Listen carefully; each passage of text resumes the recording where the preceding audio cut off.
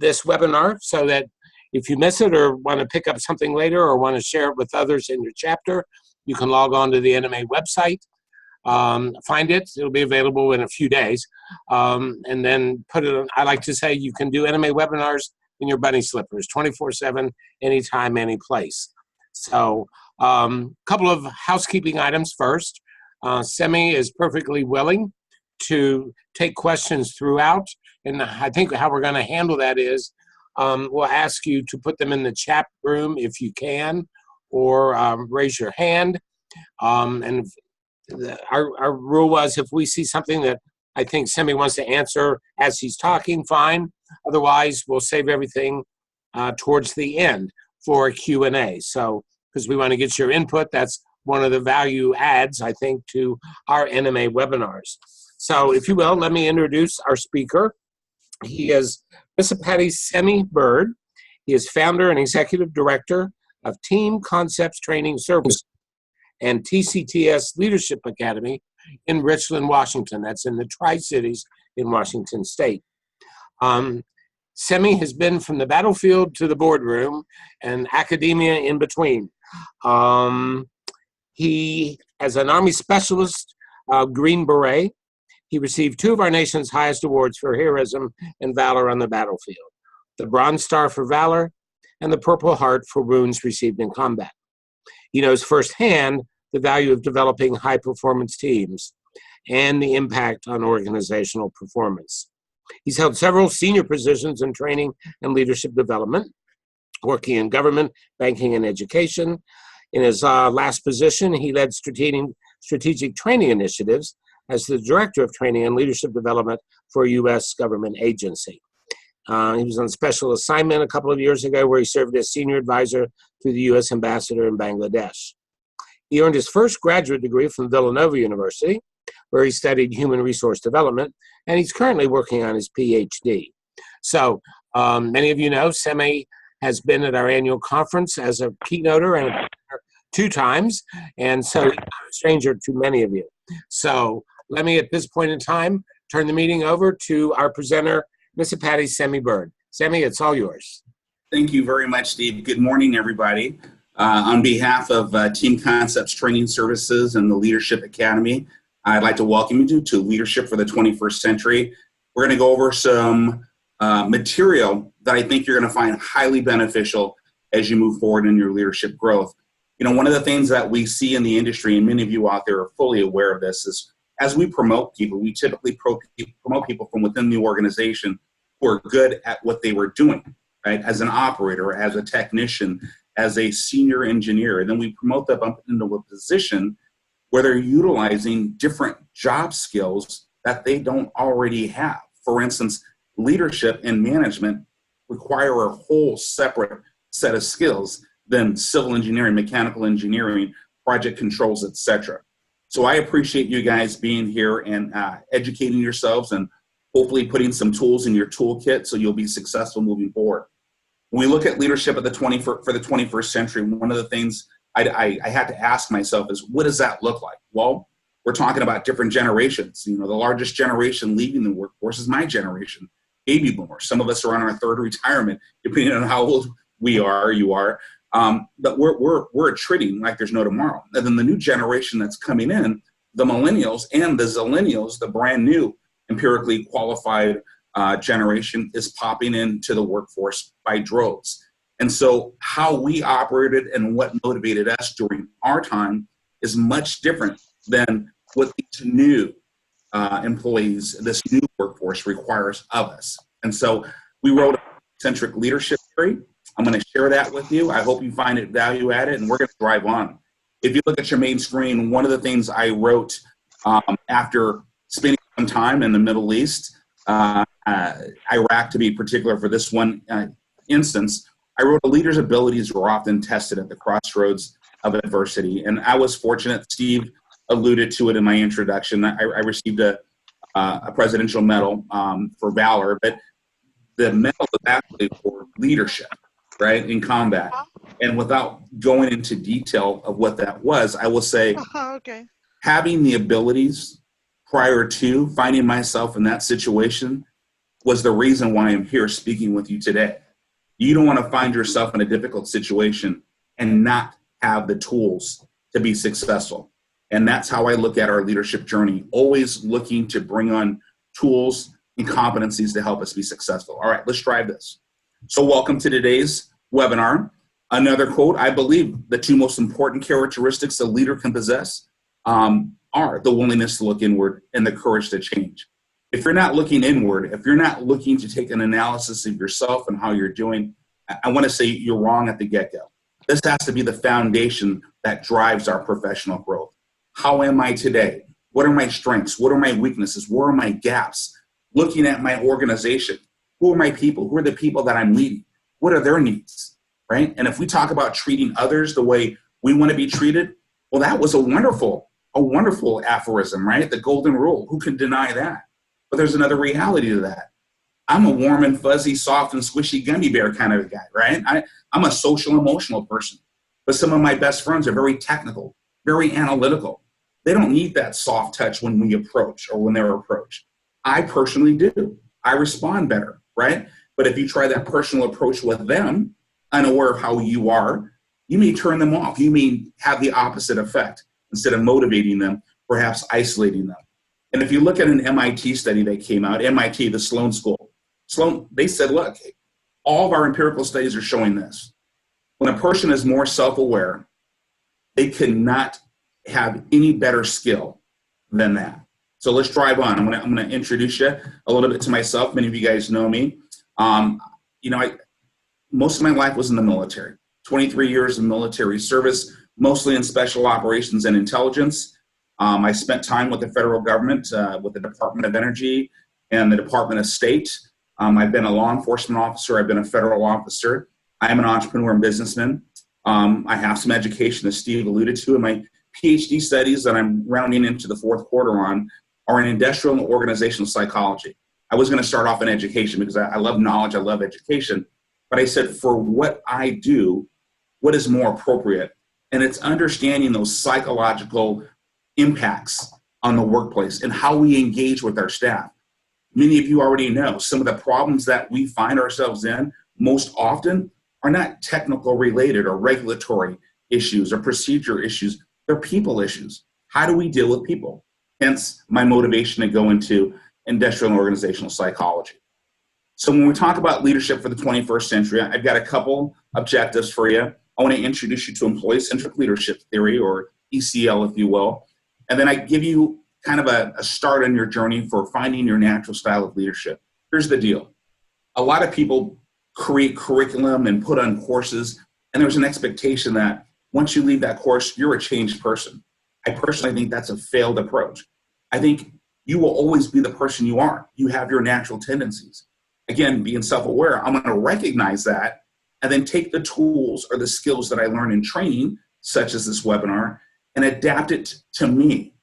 That is going to put you in a more optimal functioning position than trying to change yourself completely to fit the tools that you're trying to leverage. And so I'm also going to introduce you to personal and professional intelligence theory, or it's a methodology we created to support employee-centric leadership theory. So let's get going. First and foremost, this is a leadership webinar and not a management webinar. And many folks don't know the difference, so I'll take a shortcut. I'll probably repeat myself later. But leadership really deals with people, mostly people. Management usually and mostly deals with processes. And I've had clients that were directors of HR for large international conglomerates. And they're like, Simi, I never really thought of it that way. We've always combined it. There's nothing wrong with combining it as long as you know that there is a difference in different skills. So remember, leadership is a skill. And like any other skill, it's learned. You have to practice. Think of working out, right? Building a muscle, right? You got to tear some muscle fibers. Being a good leader, you practice it. Sometimes it doesn't always work. But when we take those lessons learned and reapply again, we get better and we get better and we get stronger as a leader. And again, I believe this. You have to be self-aware. We have to lead everyone, and everyone is different.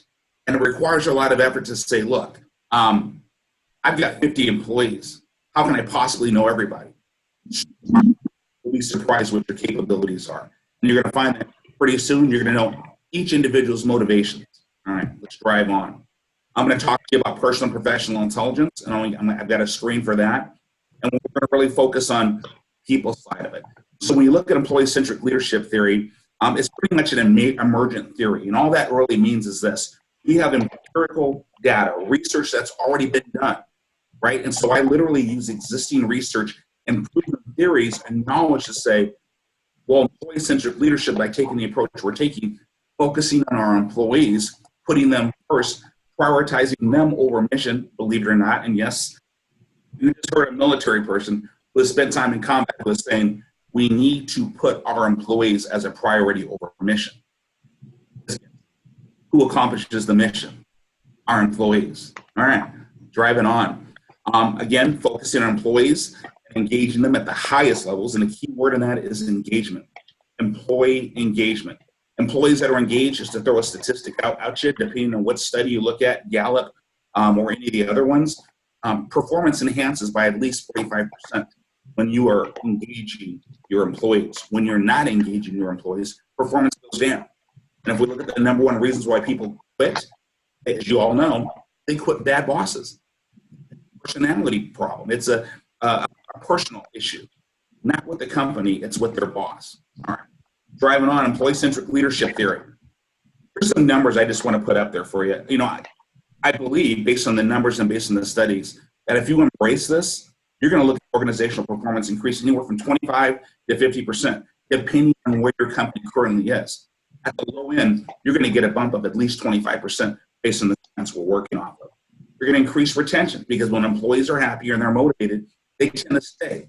Employees are more likely, especially with this new generation, to stay for intrinsic motivations, meaning they're not just looking for that next $10,000 per year raise. You'll be surprised how many people will stay on board, even when offered more money from another organization, because they're happy where they're at.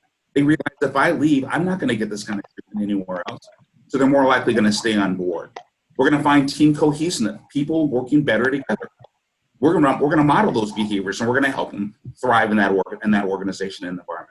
All right, Carl von Clausewitz here. You're looking at going, okay, European gentleman, don't know him, never heard of him. All right, maybe you've heard of some of the theories he wrote. So Carl was a Prussian general, military theorist. He led Europe's most prestigious leadership academies back in the day, and you can see the years there. But he created the concept of center of gravity, if that sounds familiar to any of you. He also created the fog of war.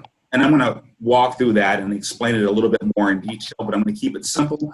I'm going to keep it applicable to leadership.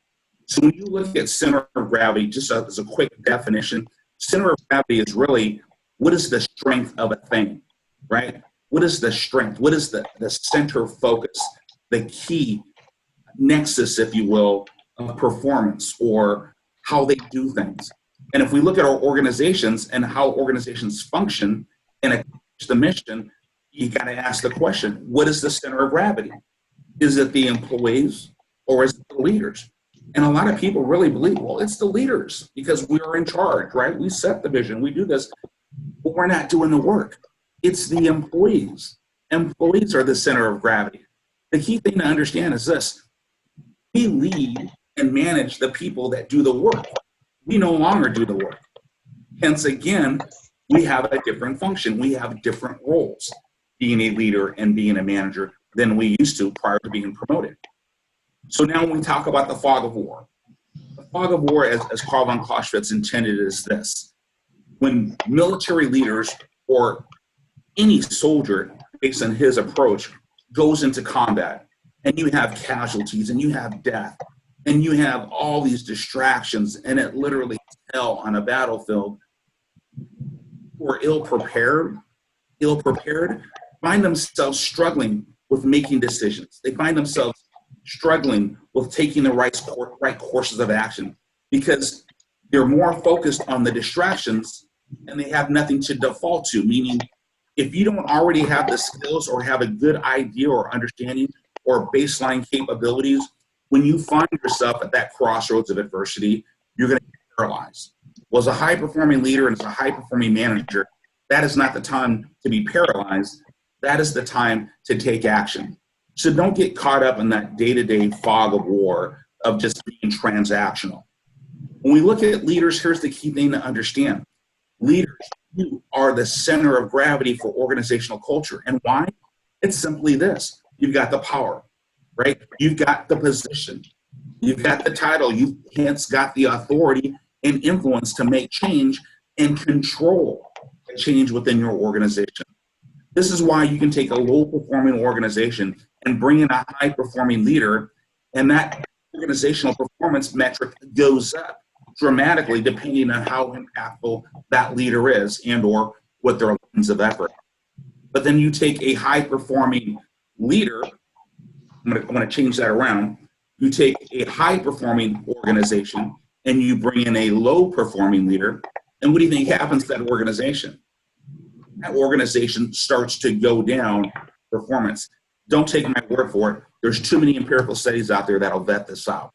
So let's take a look at what organizational culture is really about. And I kind of broke it down using this graphic, and I'll keep it simple. It starts with leader behaviors. What are our values? How do we engage with our people? Lines or processes do we set?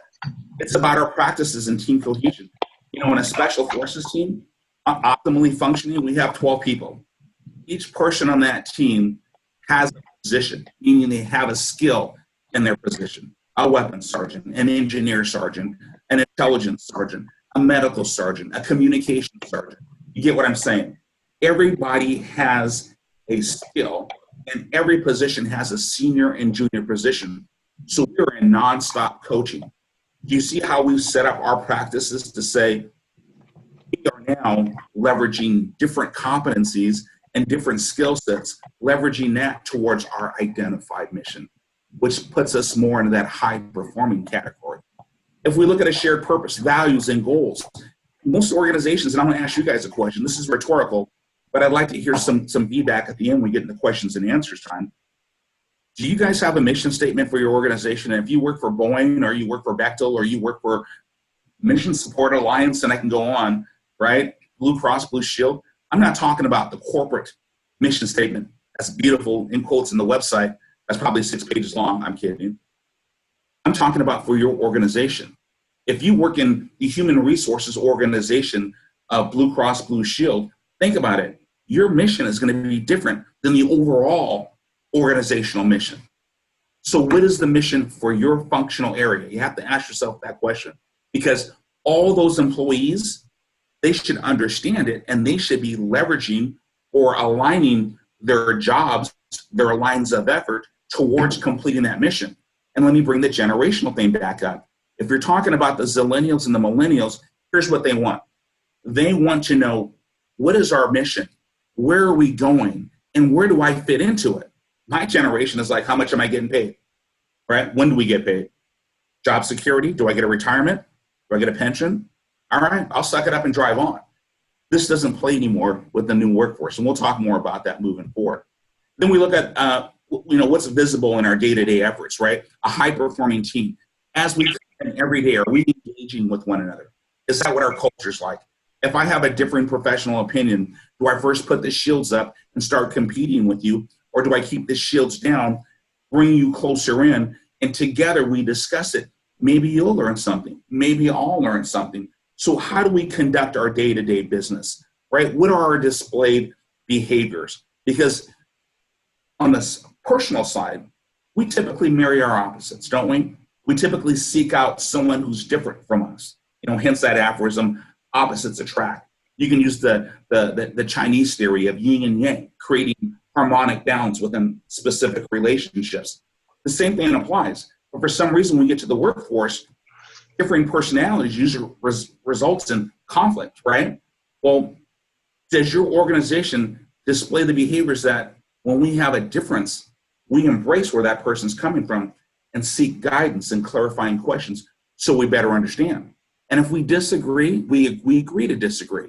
And we say, we're still friends, we're still teammates, we're still shipmates, all right? We'll try it this way. If it doesn't work, we got a great backup, okay? And remember, the number one reasons why people quit year after year after year after year, they quit bad bosses. And bad bosses set the culture for the organization. So bottom line up front, if you look internally and you're in charge of your organization, I'm going to throw something at you. You may not like it. I'm keeping it real. If your culture and your organization is bad and you are in charge of that organization, you need to look in the mirror. You need to do some self-awareness and find out, what am I doing wrong? What are my opportunities to change this around? Because we set the culture. All right, driving it. I get long-winded, you guys. I get excited about this stuff. So we're really talking about maximizing employee engagement for the statistics I shared with you, and I'll give you more. Employee leadership is not only engaging with our employees, but it's literally transferring control from me as a manager, because again, manager is more transactional, maintaining control, managing with that control. Here's what I'm saying. Let's shift the control over to our employees. Yeah, we can take a trust but verify approach, right? But again, we cannot be in all places at all times. That's not our job anymore. It's their job. We lead and manage the people who do the work. We no longer do the work. It's a different role. And so we need to transfer that control to them, because if we do, we're in fact empowering them. We're giving them ownership. So if you say, you hear that word empowerment and you think you're empowering your employees, do they fully understand? Is it clear to them that they are in control of their line of effort? This is mine. I own this. Drive it like you own it. Not like you stole it, but like you own it. All right. And then this requires a deep understanding of our employees. So we've been talking a lot about understanding ourselves, right? But now we have to start to understand our people, because again, as I said, we got to lead everyone, and everyone's different. We all have different motivations depending on our past, our experiences, our ambitions, and our personal goals.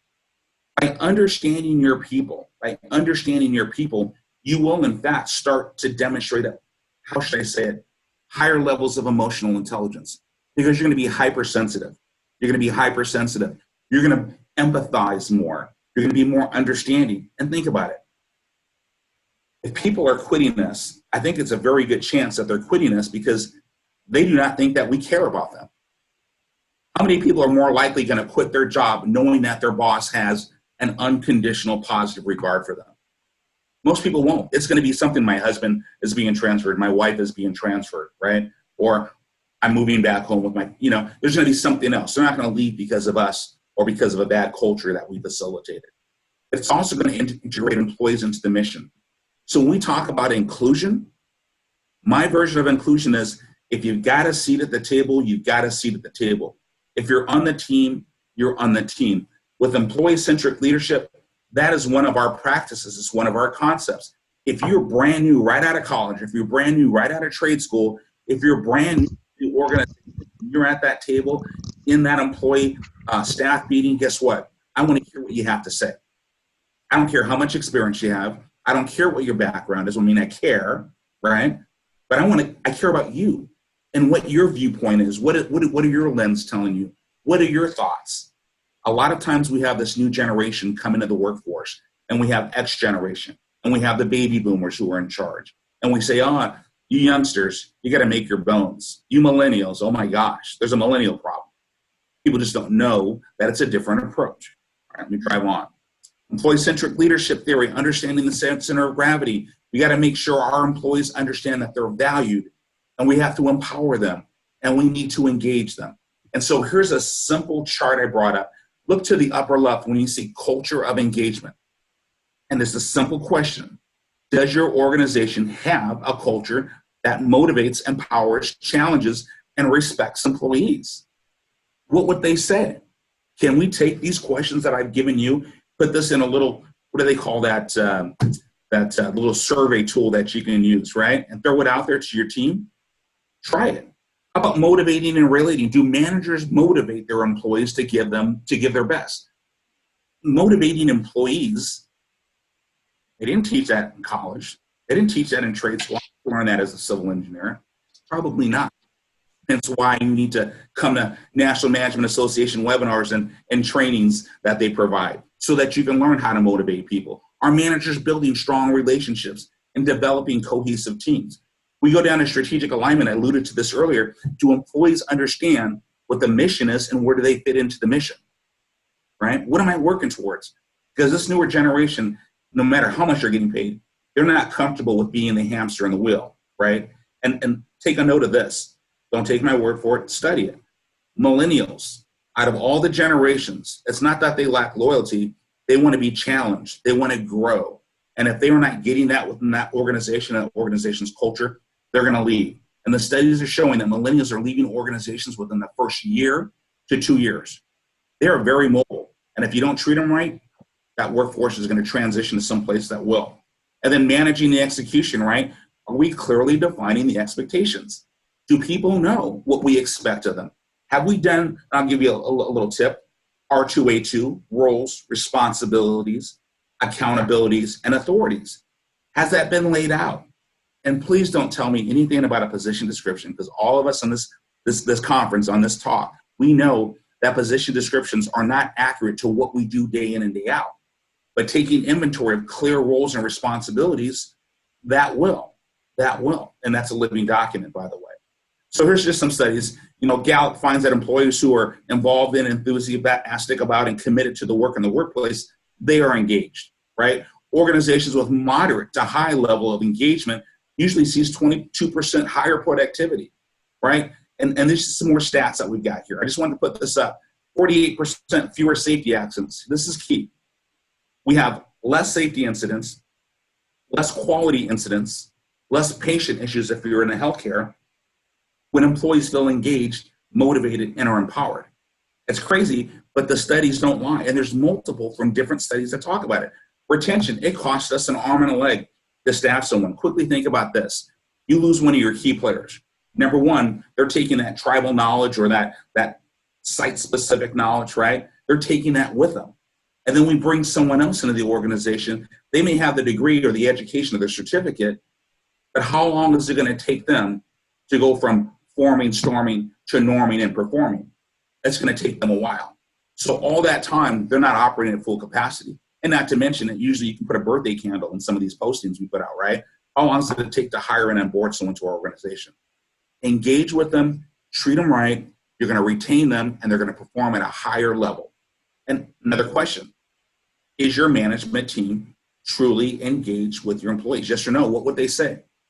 If you did an employee viewpoint survey today, tomorrow, next week, what would the employees say?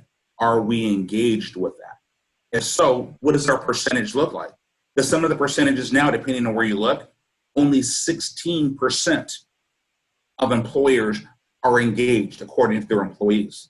Only 16%. Yeah, there's a lot of opportunity to grow that, right?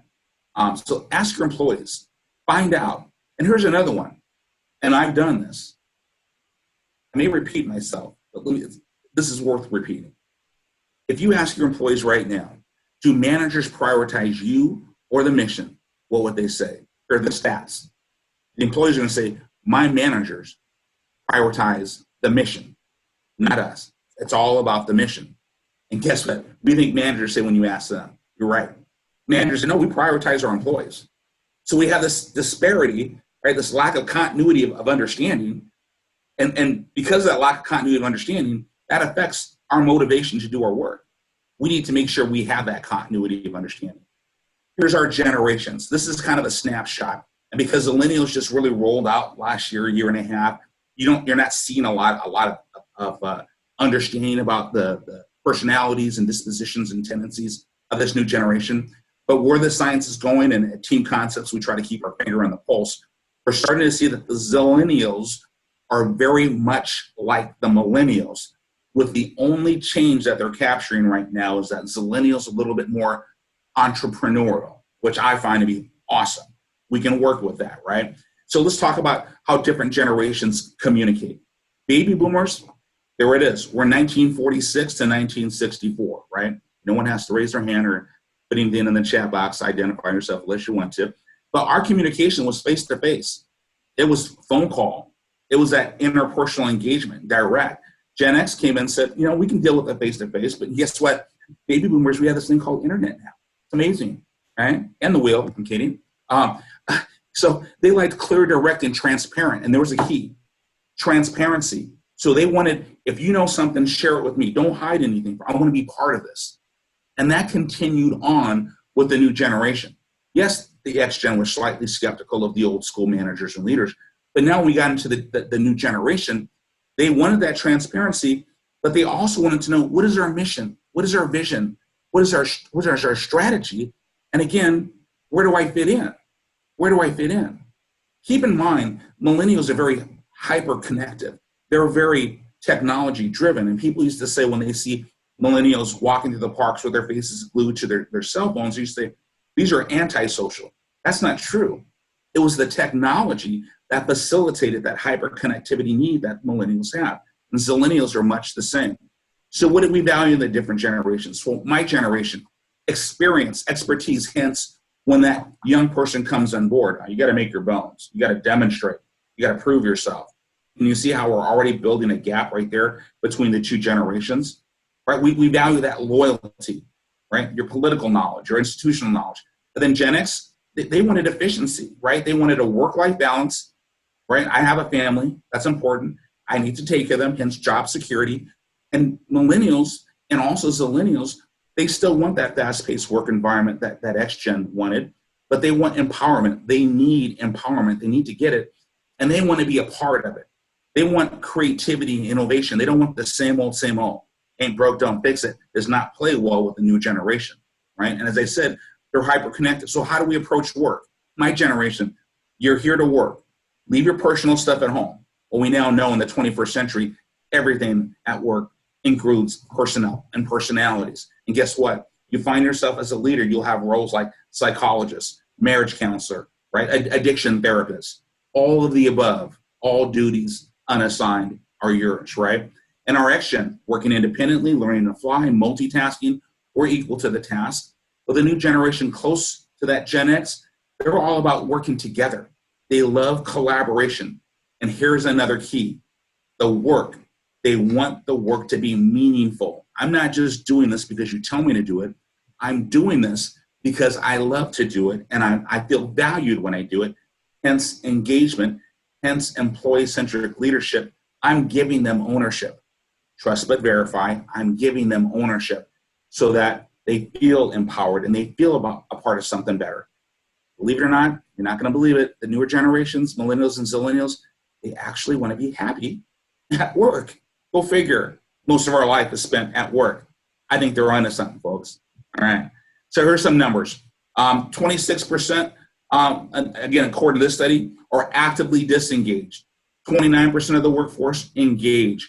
45% are not engaged, depending on which study you look at. Bottom line up front, whether you're saying 16% that I cited you earlier or 26% from another study, it's still not a good number when you know the value of engagement, when you know it increases productivity, it reduces safety incidents, it gives us higher quality of work, et cetera, higher retention. Why are we not doing this? I believe employee-centric leadership is the key to making it happen. So here's some strategies. We need to connect with our people, right? We need to demonstrate. This is Dr. Carl Rogers, circa 1957, 59, depending on which paper you read. But Dr. Carl Rogers says, demonstrate an unconditional positive regard, like we who are parents do with our children, right? They may get in our on our every last nerve sometimes, but we love our children. We care about them, and there's nothing we would not do for them. Take this to our work family as an employee-centric leadership, as an employee-centric leader. What if your employees felt, perceived that you actually had an unconditional positive regard, that you cared for them that much? How might they perform for you? So I think we're on with something. Connect. Career. Connect with them. Find out where they want to go. Where do they see themselves in 5 years? When's the last time your boss brought you in the office and said, hey, where do you see yourself in the next 5 years? Positive affirmation. You've been doing great. You're my go-to person. I value your contributions. But I want to make sure I'm part of supporting where you want to go. Even if it's up and out of our organization, I want to support you. We're not doing that enough. And on this career thing, another study for you. And again, I will give you citations for anything that you wish to support what I'm sharing with you, because this is all validated. It's all common sense as well. But the studies are showing us that employees feel, if my boss really cared and wanted to engage and develop me, really cared about my career, he or she would say something. We would have that conversation. Here's what managers are saying. You guys are probably already on it. If my employees really wanted to do something with their career in advance, they'd approach me and they'd tell me about it, right? You see the break. Again, another break in continuity of understanding. And again, are they seeing their job as a job or as a career? That's going to give you different performance outcomes. Clarity. Are we being clear? Do they know the vision? Do they know the mission? Do they know where we want to go? Right? Do they know the importance that they bring into the organization? Do they know how their position, right, specifically supports operational goals and operational mission? This is important. This is part of engagement strategies. And congratulate, right? Studies again show when we engage with our people on a day-to-day basis, we're mostly engaging to say, hey, what's the status on this? Can I get an update on this? What are our metrics looking like on this? How about what you guys got going on this weekend? Hannah, your daughter's Hannah, right? Is she still playing soccer? Right? And even if you can't remember, go to an employee on a Friday and say, what do you got going? Well, we're going to a soccer tournament. If you can't remember, write it down in your office, put it in a sticky on your screen, turn the lights out, you go home too, and on Monday morning, say, how was Hannah's soccer tournament? This is not being fake. When you are willing to do whatever it takes to engage with your employee to build better relationships, that's an honorable and noble endeavor, and there's nothing fake about it. We use any tool and every tool at our disposal to build stronger, high-performing teams. So congratulate often. Make sure that they know that they're valued, and contribute. I've alluded to this a lot. People want to know where they fit in. Make sure they understand how they're contributing to the mission. Make sure they understand how their lines of effort aligns with our organizational strategy, our vision, and our goals. And control. I've already said, employee-centric leadership, we are transferring control over to our people and not ourselves as managers maintaining control for ourselves. It's going to make us higher performing. I had a senior leader come through our leadership academy not too long ago, and we conduct classes every week. And she said specifically, I find myself getting down in the weeds with my people. And I think I'm too much in the weeds with my people. You probably are. If you think that, you imagine what your employee is saying. They're like, oh yes, please remove them from the weeds at any time. Thank you. They're going to perceive you as a micromanager. But if you transfer control, trust but verify, to your people and you're empowering them and they are taking the ball and running with it, then you can separate, still maintain some connectivity, but get up here and do your job. Manage that vision, look at the metrics, set key performance goals, right? Set performance parameters, all the things that leaders and managers should do. You can't do that when you're caught up in the day-to-day and you're in the weeds. So transfer that control, collaborate, facilitate collaboration within the team. And you as a leader, if you got a decision to make and you have time, can you not ping your people to get their feedback on it? And so that when you make that decision, they feel as though they were a part of the decision. Even if you don't take on all that they suggest, at least you engage them and collaborated with them on it. If you're going to write a mission statement for your functional area, here's a quick tip.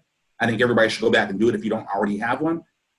Let's do it as a lunch and learn, right? Let's start this out. Bring all the employees in, bring some Starbucks, some donuts, whatever you got to bring in. Let's have fun and let's put our heads together as a team. Why the team and setting that organization's mission statement? Because they're the ones who are doing the work. They're going to take ownership of it, right? And they're going to most likely embrace it.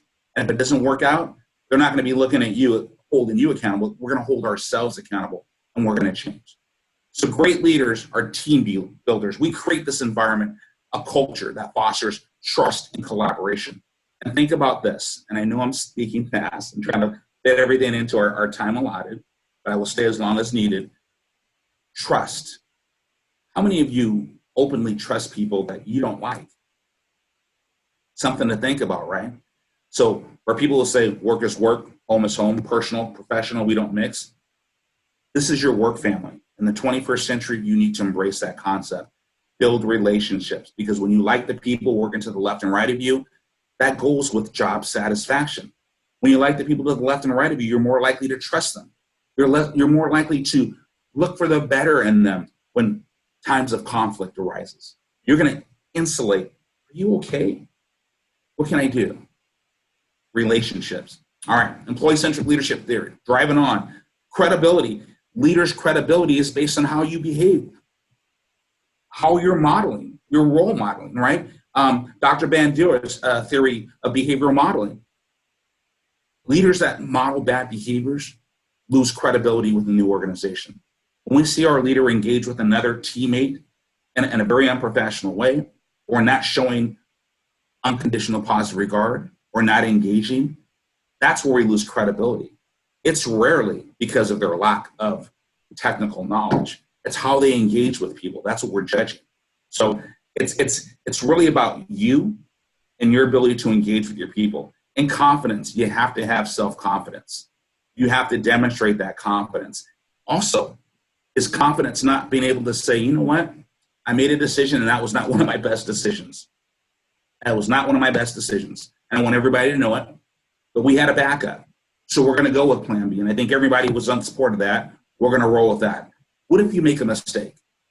Can we not go back? Is that not showing your confidence and your strength by saying, I apologize?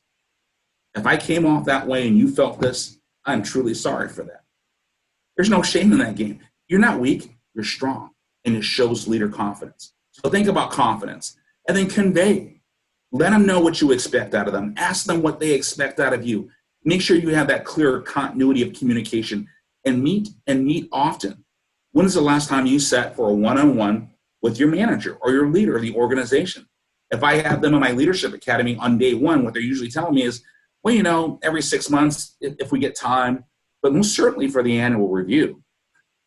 Is that the time to meet with someone when you're assessing them or evaluating them for the whole year? Or should we be meeting with them at least quarterly to make sure we're keeping them on track, to make sure we are mutually understanding each other's expectations so we can be successful together instead of waiting till the end of the year? Keep that in mind. And then I talked about roles, responsibilities, accountabilities, and authorities, and perhaps in a separate webinar, I'll go more into detail with that. Maybe have a webinar on operational design, which is some new theories, very cool stuff. So we need to establish a culture within our organization, a culture of trust, a culture of a work family. If you have something to say, say it. You got a seat at the table, you have a seat at the table. Say what you got to say. I want you engaged, right? When you think about some of the most troubled employees in organizations, they usually take up the majority of that manager or supervisor's time. And you all probably nodding north and south, yes, that's true. Well, guess what? They're not engaged. They're isolated. And guess what? A lot of managers' approaches for dealing with problem employees as a conflict avoidingly engage, if you will, it's almost like an oxymoron, is to isolate them away so that they don't spoil the rest of the team. And that somehow is a leadership strategy? Absolutely not. When you have a bad employee, you need to bring them in and bring them in close. Sit down with them, utilizing unconditional positive regard, and get to the root cause of what is going on with them. What is going on? It could have been the experience they had with the previous manager. But you got to find out, bring them in close. Insulate, don't isolate. Now I want to briefly talk about personal and professional intelligence theory. This is another methodology that we created at the Leadership Academy. And it really, I'm going to keep it simple. How many of you recognize this quote? If you know the enemy, you know yourself. You need not fear the result of 100 battles. Right? Some of you yelling on the other side of the screen, Sun Tzu, Sun Tzu. It was 3,000 years ago. That brilliant strategist, military theorist, that Chinese general who later became one of the most hailed philosophers of China throughout history. That's what he said. And that was a motivator for me when I looked at that and I read his transcripts, The Art of War. And I said, well, if you know the enemy and you know yourself, think about this. What if I know my team and I know myself? I know my organization and I know myself. Will I not be predisposed to be successful, engage better, increase productivity, reduce employee attrition? You see what we're saying? So I use this to say, I'm going to bring my people in close and get to know them. And by doing so, I will not succumb to the fog of war that other managers do because I'm hyper aware. It is literally a practice. Sun Tzu went on to say, if you know yourself but not the enemy, for every victory gained, you're going to suffer defeat. Right? He then said, if you know neither the enemy nor yourself, you will succumb in every battle. And that is von Clausewitz's true intent of fog of war. Don't get caught up, my friends. Don't get caught up. Learn what you need to learn. Know yourself. Know your people. And it's nonstop. It's ongoing. Just the fact that you're willing to do it is putting you above and beyond. So if you look at our personal and professional intelligence model, it's really simple. It's a phased approach. Initially, we're going to start, we need to know ourselves. What are my behaviors, right? Am I emotionally intelligent? Am I not? Am I an introvert? Am I an extrovert, right? What are my skill sets? My interpersonal skills, my job skills, right? Remember, my skills as a leader and as a manager are different than my skills as a project control specialist or an HR professional, right? It's a different set of skills. What are my skills? And then I literally conduct a SWOT analysis. My strengths, my weaknesses. What are the opportunities? What am I doing that can be perceived as an immediate threat right now that I may need to prioritize? Which takes me over to personal management, right? Once I know what I know, I'm going to look at that SWOT analysis and I'm going to put together a plan. What do I need to fix? How do I need to fix it? What do I need to prioritize? And then engage. When we look at our organization in this, I broke it up into strategic, operational, tactical, from the highest to the lowest. I can look at my organization. I can look at my manager, right? Hierarchy of the organization, if I'm an organizational leader. What does that level one manager, executive want from my department? Am I aligned with them? Do we understand one another, right? I'm going to gain that intelligence so I can operate better at my functional level. We're going to look operationally. What is our organization's culture like, right? What does our diversity mix look like? And when I talk about diversity, my friends, this is a whole other webinar again. I take a different approach. I like science, and science tells us that when you diversify a group, you get better performance, right? And it's not just black and white and female and male. It's generational. It's different perspectives. It's different lenses by different ways we look at things, different experiences, how we were raised. All that factors in. We want to avoid that homogenous groupthink, right? So we're going to bring in diverse groups because we get better performance. I always hold it's not a racial thing. It's a productivity thing. It's a common sense thing because the science tells us diversify your organization. So I'm going to take a look at that. I'm going to look, what does our organization look like? Do we want to diversify? Can we? Well, we always want to diversify. But do we need a little bit more? Where are we at? And again, we're going to separate. We're not talking quotas. We're not talking reverse discrimination. We're going to always hire the most qualified person for the job. But if I've got 3 and 4 most qualified people for the job, as many of us usually do when we hire, I'm going to look at my organization, see what I've got. I'm going to say, what can I bring in to add, to contribute to our growth? And then at that tactical level, know your people. Know your people. I may start that first because they are the center of gravity of getting the work done. And once you've looked at your professional analysis, your organizational analysis, then you simply say, okay, same thing. What is my SWOT? Strengths, weaknesses, opportunities, and threats. What do I want to start on first? And maybe in this case, I can do a couple things. If it's something organizational, maybe I can engage my employees to help me in a work group. What can we do better? Let's do some continuous improvement, some lean, right? Or Six Sigma, structured improvement activities, do a Kaizen or something. All right. I'm rushing through it, but I'm willing and ready for your questions. So when doing a self-assessment, you guys have this slide. I wanted to include it. It's kind of common sense, but it gives you some ideas of what a SWOT, a personal SWOT looks like. Typically, SWOT analysis have always been used in business. It's taught in business, at the undergraduate level and even higher, depending on what your MBA is in. But use it for yourself. It works. So we're going to drive on. Emotional intelligence. This is the biggie. This is the most popular leadership skill sought in the 21st century. Again, 21st century, we're talking about what's new. And what's new is this. Hiring managers by 72%, depending on which study you look at, but 70 to 72% to 75%, they're looking for leaders or employees with higher levels of emotional intelligence. And I want to tell you exactly what emotional intelligence really is. This is the EQI model, and I'm glad you guys have a copy of this presentation, because if you just take a minute and you look at this, look at all those areas that we're talking about. We think emotional intelligence, we just think warm and fuzzy, how people feel. Well, it goes with emotions and feelings, but now we're talking about self-perception, self-regard. We're talking about how we express ourselves. Are we independent operators, right? Are we assertive? Are we non-assertive? Do we have relationships? Do we build relationships easier? Or am I that person that finds myself solo on an island of myself, right? Decision-making. This is key. How do I make decisions? How do I control my impulses? Am I a patient person? Do I rush to judgment? Do I let my emotions get the best out of me in stressful situations when we were on stress management, right? How do I solve problems? Am I optimistic? Am I not? This is a very in-depth. So the EQI 2.0 in our Leadership Academy, everyone going through all phases from aspiring leadership to middle level management to executive leadership, every single person coming through our Leadership Academy gets this psychometric. It's a level B psychometric assessment. You have to be a practitioner to administer it. Everyone gets this. And we go over it during the class because we want to help them find their natural style of leadership. And I often find that my analytical friends typically score lower on empathy. And I point out to them, it doesn't mean you're evil Santa, right? Although some of your employees may label you as such during Christmas time, right? It doesn't mean that. It just means you're more analytical. You prioritize the work and the knowledge and the technology over how people feel about administering that work, that technology, right?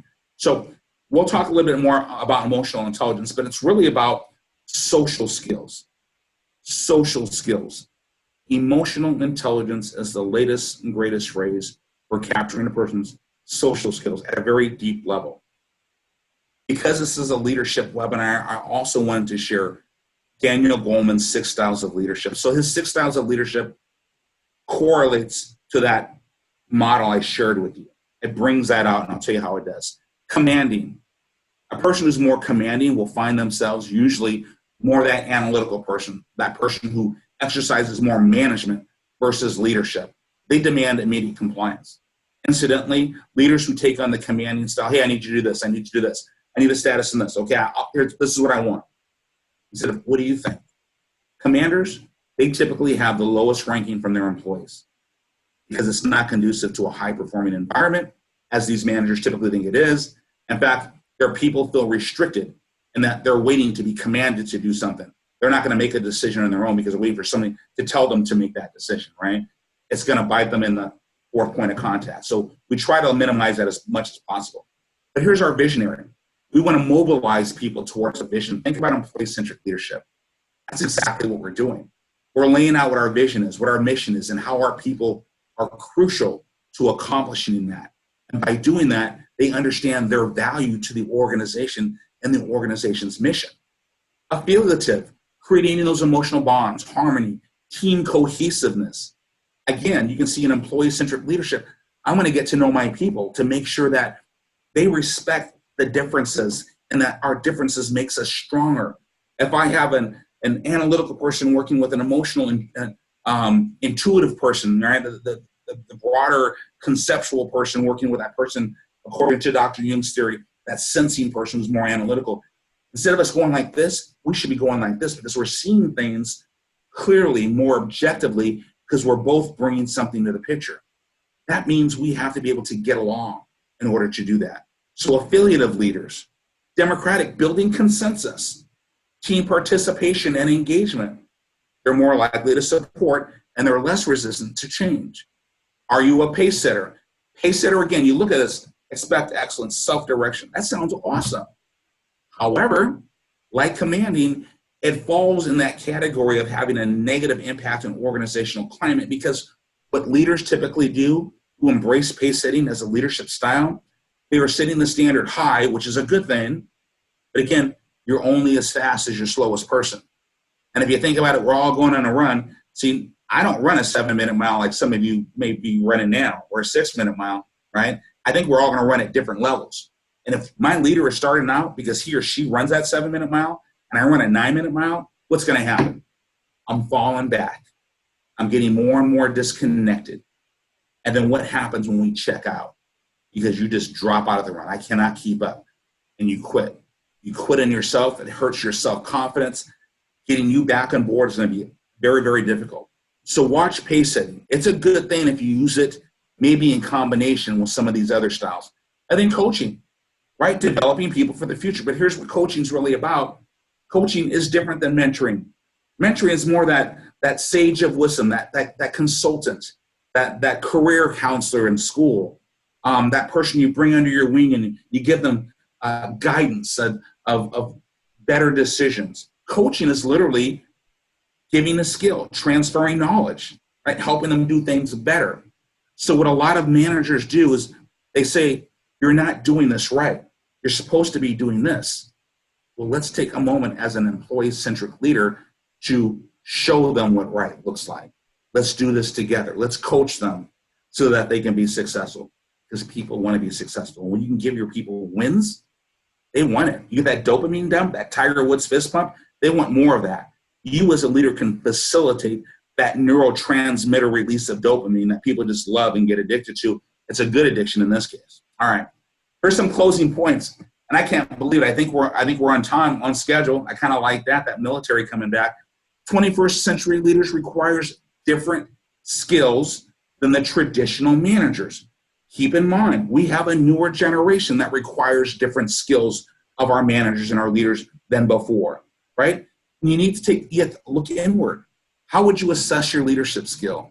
This is getting you on your journey based on what we've talked about, based on these slides that you guys have copies of, and I want you to use them. I want you to share them, right? And feel free to call us or contact us for any more additional knowledge. I mean, we have a leadership academy, for goodness sake. Come on out. We'll help you out, or we'll go out there and help you out. We'll get you on point. How would you assess your leadership skills? Do a SWOT analysis. Maximize your strengths, minimize those threats, fill those gaps. Are you more of a leader or a manager? This is important to understand. And let me make a very key point, and I put this at the end for a reason. You cannot have just a great leader or a great manager. Leadership and management have to coincide. They have to coexist. One is not exclusive of the other. Because management, those transactional skills that we have to do is part of our job as well. We need to make sure we're taking note of the metrics. We need to make sure we're setting the metrics. We need to make sure we're budgeting. We're doing those time cards. We're projecting. We have to do those management things. But on the leadership style, on the leadership side, we've got to be connected with our people. We have to know our people. We have to know how to motivate them. And again, each person is different. They have their own unique motivators, and you need to know that, and that's what a leader is going to do. So you see how we have to have that mix and that balance? And guess what? It's also going to depend on what your organization looks like, that professional intelligence. Am I leading an engineering team, and they're mostly analytical people, right? Then you have to find that balance. What do they need based on our job and based on our people? Remember, employee-centric leaderships, you're not in charge of the work. You're in charge of the people that are in charge of the work. It's a different approach, right? You are leading the people who are leading their efforts. You're just simply there to support them. That is what our role should be, and that's how we should look at it. They, our employees, are the center of gravity. They are the strength. They are the most important aspect of a company getting the work done. As a leader, as a manager, we are guiding. We are empowering, we are inspiring, we are supporting, and we are looking to the future so that we can take our people, all of us together, participating together as a team, to the highest levels possible. This is what employee-centric is going to give you. And make sure you realize that you as a leader, you as a manager, because of your power, your position, your authority, it gives you that influence overall in your organization. You set the culture. It's up to you. Think about that culture. Think about what culture is. A culture of we have something to say, we say it, and we respect each other's viewpoints, right? When it comes to conflict, we insulate. We don't isolate. We don't compete. Let's talk it out. Let's hear it. If I'm upset, I'm going to say I'm upset, but I'm going to listen to you. We take it to that next level because this is what a high-performing team looks like. All right, so questions and comments. A little animation. I want you guys to be supermen and women out there with employee-centric leadership theory, not this person who's find themselves in that fog of war and they don't know what to do. And that is not the time to know. Start to build your skills as a leader. We at the Leadership Academy for Team Concepts, we're always here to support you, just like the National Management Association, and they do a fantastic job. Steve, do we have any questions? I don't see anything in the chat room, but I'm going to unmute everybody here. Excellent. And give folks an opportunity to throw in at you. So we've only got a couple minutes. So anybody want to step forward with a question or comment? Sammy, this is Lindsay from the Boeing Leadership Association in Southern California. Hi, Lindsay. A question. Hi. So a question that I have, I wrote down, employees in charge of the work, and I absolutely agree. But in today's world, a lot of times the leader is also a player. How do you balance being a player and a coach and letting your team be in charge of the work? I love it, and it makes perfect sense because depending on how your operation is designed, you may be a worker leader, a worker management, a manager, or supervisor. I get it. So all we do is this: we look at what the mission is, what our function is, who we have on the team, how many people do I have, how do I divide that work up. Obviously, I need to make sure that I'm doing my management and leadership stuff, right? And not, how should I say this? And you're probably knowing where I'm going with this. Who are in that position, they take a lot on themselves. It's overwhelming. Not only am I doing the job as a manager and a leader, I'm also doing the work too. And I get myself in the weeds because I have to be in the weeds because I also have a line of effort, but I also need to manage and lead. We need to first tip, build that coalition of the willing. You may be the supervisor or the team lead, but you probably have someone on your team who is also an aspiring leader, that person who will be there to support you. You don't have to do it on your own. And see if they can help support coaching. Peer coaching is one of the better forms of coaching, leveraging that subject matter expert, right? He or she who's doing the coaching, they're better. That's going to build a relationship between them and that other teammate that they're coaching. And that frees you up. So now our teammates are going to each other because we've identified those subject matter experts instead of, again, taking more time that you may not have. That's kind of a quick tip or a quick approach. Look at your people, align your organization, try to bring people in as that coalition of the world to support you. Did that help at all, Lindsay? Yes, thank you very much. I hope so. Thank you. Okay, anybody else? I know we're running a little long, but we got time for another question if anybody wants. All right, then I want to, on behalf of all of us, thank Semi for a great workshop. It's a lot of information conveyed. It's amazing to me how emotional intelligence, the subject, is starting to really permeate organizations. I think people, when it first came out, everybody's like, that's nice. And over time, I think leaders have realized there's really something to it. And you took it to that level, Semi, so thank you. Thank you, my friend. Thank you, everybody. It was great being with you. All right. We want to thank everyone.